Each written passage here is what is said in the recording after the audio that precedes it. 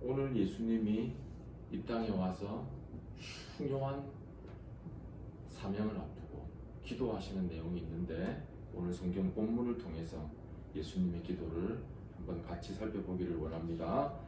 내 마음이 심히 공민되어 겟세마네의 기도라는 제목으로 함께 말씀을 나누고자 합니다. 겟세마네라고 하는 곳은 이스라엘 유대 땅에 예루살렘으로부터 그리 멀지 않은 곳입니다. 약 한 1.2km, 1200m 정도 가까운 곳에 스테디움 운동장이 있는데, 운동장 한 3바퀴 정도의 거리에 놓여진 곳이죠. 이 겟세마네라는 곳은 기름 짜는 틀이라는 내용을 가지고 있습니다. 그 뜻이. 그래서 유대학자들은 추측한데 그곳에 올리브라는 것을 짜는 곳이 있지 않았을까라고 추측하기도 합니다. 자, 그럼 조금 더 본문으로 들어가서 14장 32절 말씀을 제가 한번 읽어드리겠습니다. 14장 32절입니다. 그들이 겟세마네라 하는 곳에 이름에 예수께서 제자들에게 이르시되 내가 기도할 동안에 너희는 여기 앉아 있으라 하시고, 이 나의 기도할 동안에 라는 그 단어를 원어를 보니 프로슈코마이라는 말입니다. 예수님이 습관이 있으셨어요. 어떤 습관이냐 하면 새벽 미명에 예수님은 한적한 곳으로 가셔 습관을 따라 기도하시는 습관이 있었습니다. 예수님이 공생의 사역을 할 때 수많은 일들이 있었습니다. 많은 병자들을 고치시고 많은 사람들에게 복음을 전하시고 하나님 나라를 가르치시는 이 사역을 하면서 예수님은 시간을 쫓아서 한적한 시간에 기도하시는 습관이 있었는데, 오늘은 조금 다른 일상과 구별되는 기도입니다. 어떤 기도냐? 예수님이 삼위일체 하나님이라고 그랬죠. 성부 하나님이 계시고 성자 예수님이 계시고 성령 하나님이 계시죠. 성령 하나님은 지금 우리 예배 중에도 함께 하시는 줄 믿습니다. 함께 하시는데, 이 성자 예수님의 사역은 무엇인가? 이 땅에 사람의 몸을 입고 와서 사람의 육체 속으로 들어온다고 해서 이 육체인 카네이션, 이 육체 속으로 임해야 됩니다. 육체를 입고 오셔서 해야 될 일은 뭐냐? 사람으로서 십자가를 져야 되죠. 왜냐하면 이 땅에 있는 모든 사람은 죄가 있기 때문에 십자가를 질 수가 없어요.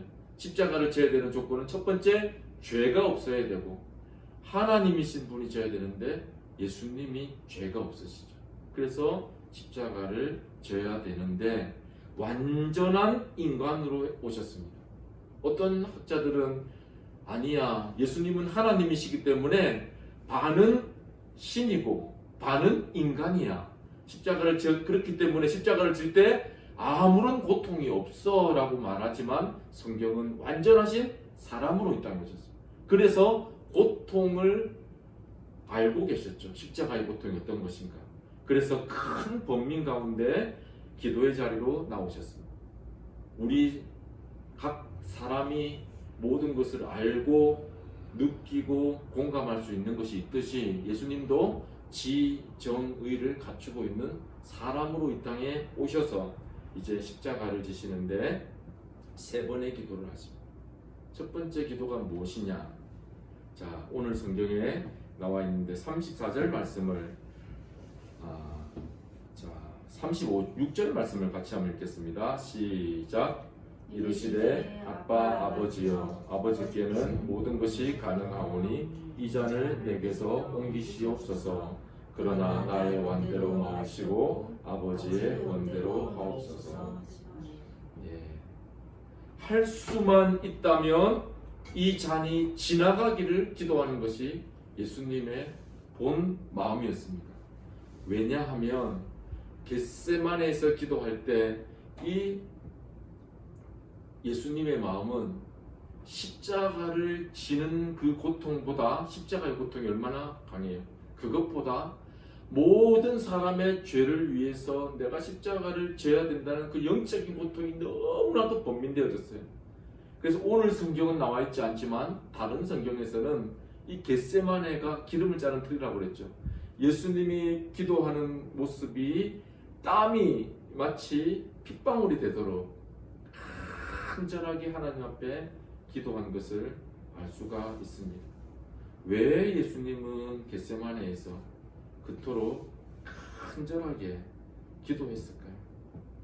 왕이신 하나님이신 분이 사람으로 이 땅에 오셔서 인간의 모습으로 최대의 고통인 십자가를 져야 했기 때문에 예수님은 하나님 앞에 간절하게 겟세마네 동산에서 기도하신 것입니다. 이사야 53장 12절에서는 이 겟세마네 동산의 기도를 이미 예수님이 오시기 전 700년 전에 예언하고 있는 부분이 있습니다. 제가 찾지 않으셔도 됩니다. 제가 읽어드립니다. 그가 자기 영혼을 버려 사망에 이르게 하여 범죄자 중 하나로 헤아림을 입었습니다. 그러나 실상은 많은 사람을 위하여 죄를 지며 범죄자를 위하여 기도하였다. 범죄자로 여겼습니다. 그는 하나님이시잖아요. 하나님이시기 때문에 아무런 죄가 없으신 분인데 자기 영혼을 버렸어요. 어떻게? 많은 자기 백성을 구원에 이르도록. 여기서 우리는 오늘 본문에 나와있지 않지만 한 가지 하나님의 마음을 한번 헤아려 보려고 합니다. 다 같은 부모님이시고 자녀가 있으시니까 부모의 마음으로서 자기 아들을 죽게까지 해서 자기의 백성을 구원하시려는 마음은 모든 것을 다 주시는 마음이죠. 그때 요한복음 3장 16절에 하나님이 세상을 이처럼 사랑하사, 이 이처럼이라는 것은 자기의 가장 소중한 아들을 주어서라도 죽게까지 해서라도 사랑하는 마음이 이처럼입니다. 이처럼에는 많은 내용을 내포하고 있는 것입니다. 그 이처럼이 이루어지기 직전입니다. 예수님이 기도하시고 제자들에게 말하죠. 너희는 여기 머물러 있어라. 예수님이 홀로 나아가십니다. 우리에게도 이런 시간이 있으면 좋겠습니다. 잠시 우리가 여러 가지 사람을 대했던 모든 사람들을 다 내려놓고 조용하게 하나님 앞에 나아가서 기도하는 시간. 어쩌면 이것이 예배의 시간일 수도 있습니다. 내가 조용히 일어나서 홀로 한 10초간 묵상하는 시간일 수도 있습니다. 하나님 앞에 나의 마음을 대하는 시간입니다. 이것을 하나님 앞에 서 있다라고 해서 코람데오라고 저를 따라 한번 합니다. 코람데오. 이것은 하나님 앞에서라는 뜻입니다. 코람은 앞에서, 데오는 하나님, 하나님 앞에서. 이것을 신전의식이라고 하죠. 하나님 앞에 서 있다. 나는 항상 하나님 앞에 서 있다는 뜻이죠. 하나님 앞에, 예수 그리스도도 하나님 앞에 서 있습니다. 자신의 마음을 하나님 앞에 드러내려고 서 있습니다. 14장 35절에서 조금 전에 제가 읽어드린 대로 35절 제가 읽어드립니다. 조금 나아가서 땅에 엎드려 될 수 있는 대로 이때가 자기에게서 지나가기를 구하여.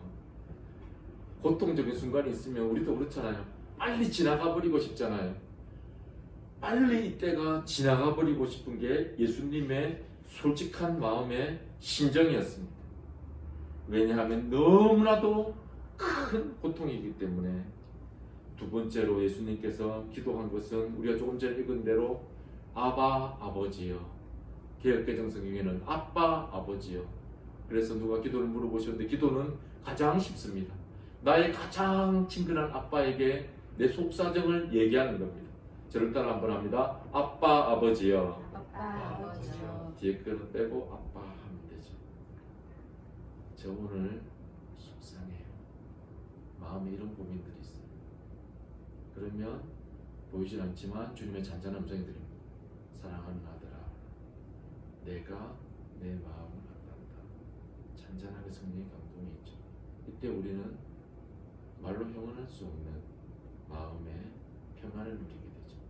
이게 기도죠. 그래서 기도는 영적인 호흡이라고 그래요.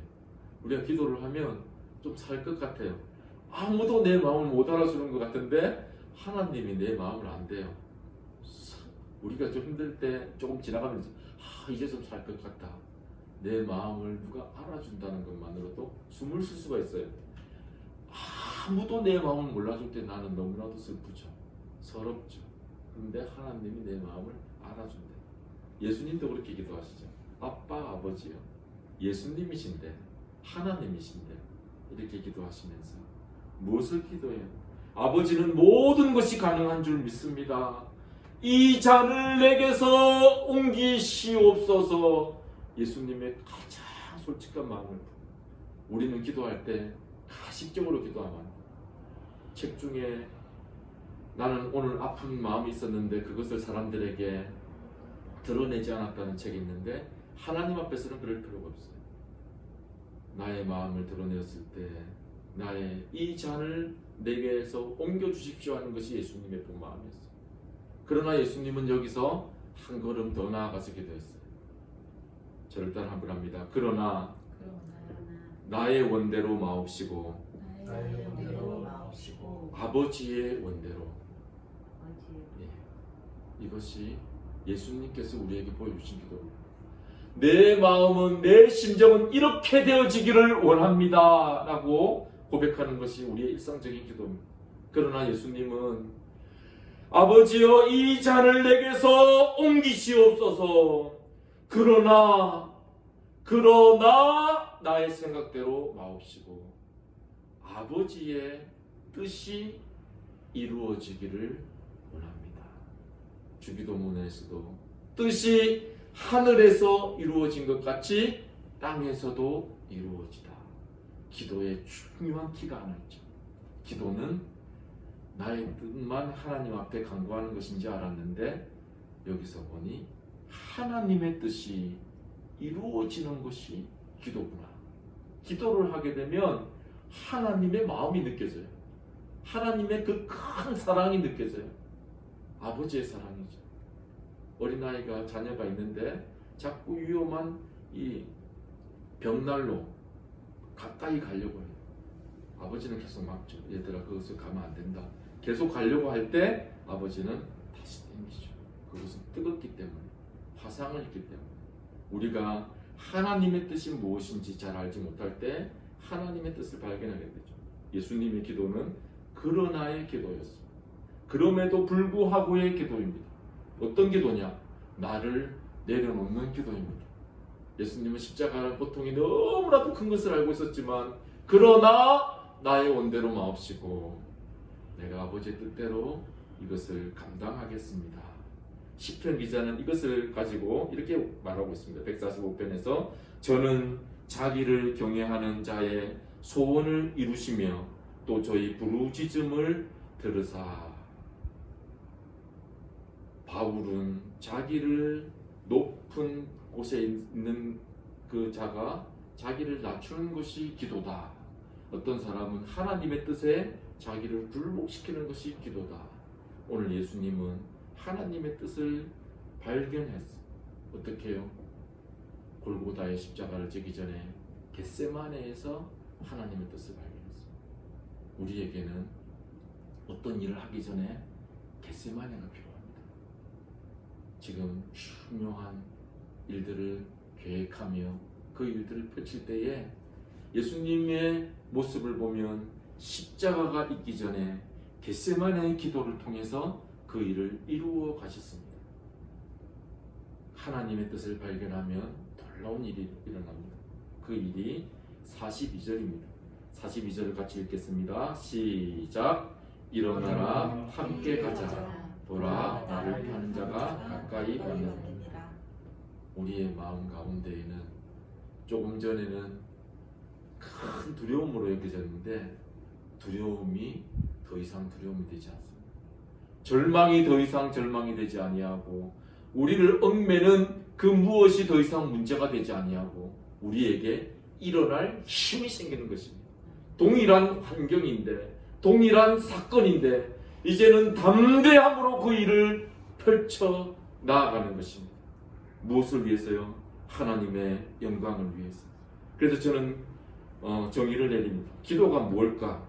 성경에 나와 있는 것처럼 수고하고 무거운 짐진 자들아 다 내게로 오라. 내가 너희를 쉬게 하리라. 기도는 쉼이다. 내가 무거운 짐을 나 혼자 지려고 하니까 너무나도 무거워요. 때로는 번뇌가 일어나서 잠이 오질 않아요. 그런 가운데 하나님 앞에 내 짐을 내려놓는 것이 기도다. 예수님도 사람으로 오셨기 때문에 십자가의 번뇌 앞에서 예수님이 간절히 하나님 앞에 기도했을 때 그 짐을 내려놓게 되어졌을 때 예수님은 일어났어요. 제자들과 함께 일어나자. 아무리 큰 문제가 있어도 가뿐하게 걸어가죠. 우리의 삶 가운데도 이러한 일이 있을 수 있습니다. 코로나로 인해서 우리의 심령을 억제고 우리의 삶을 억제고 모든 것을 억제하는 이때에 우리는 예수님이 걸어가신 길을 한 번 더 조명해 볼 때 예수님의 큰 골고다의 사역 앞에서는 겟세마네의 기도가 있었습니다. 겟세마네의 기도를 기억하면 우리가 이 세상에서 승리하지 못할 일이 없죠. 반드시 승리의 주인공이 되어질 줄 믿습니다.